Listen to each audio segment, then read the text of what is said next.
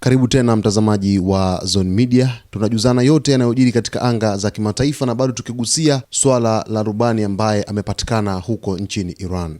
Sasa Trump ametangaza mafanikio ya uokoaji wa rubani huyo wa Marekani ndani ya Iran.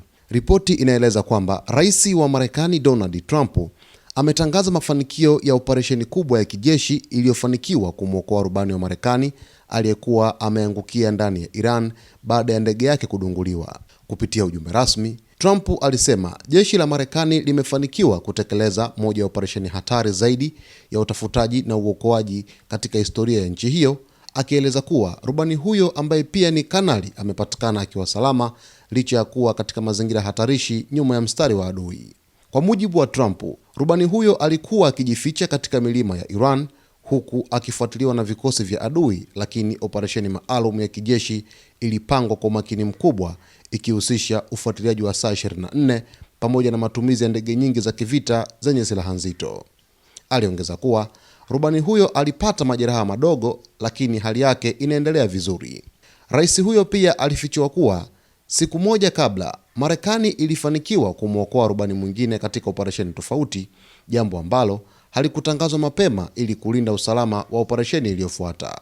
Trump amesisitiza kuwa hii ni mara ya kwanza kwa marubani wawili wa Marekani kuokolewa kwa nyakati tofauti wakiwa ndani kabisa ya eneo la adui, akiahidi kuwa taifa hilo halitawaacha wanajeshi wake nyuma katika mazingira yoyote. Aidha, alidai kuwa mafanikio hayo yanaonyesha wazi kuwa Marekani imepata udhibiti mkubwa wa anga dhidi ya Iran, huku akiwataka Wamarekani wote kuwa wamoja na kujivunia nguvu ya jeshi lao.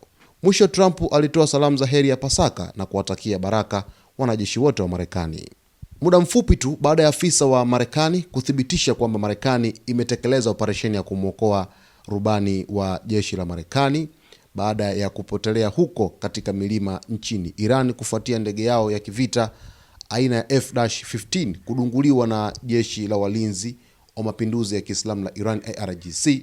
Hatimaye Rais wa Marekani Donald Trump amekuja kuthibitisha hilo kupitia kwenye chapisho lake kupitia mtandao wake wa Truth Social na kueleza kwamba Marekani imefanikiwa kuweza kumnasa rubani huyo akiwa salama kabisa licha ya kwamba amepata majeraha kidogo, kwa mujibu wa Rais wa Marekani Donald Trump alivyoeleza. Taarifa hizi mtazamaji wetu ni ya punde kabisa kutokana na hali halisi ambayo Marekani imeieleza kuhusiana na kumpata rubani huyo wa jeshi la Marekani ambaye ni kanali. Kwa mujibu wa Rais wa Marekani Donald Trump ameweza kutaja cheo cha rubani huyo.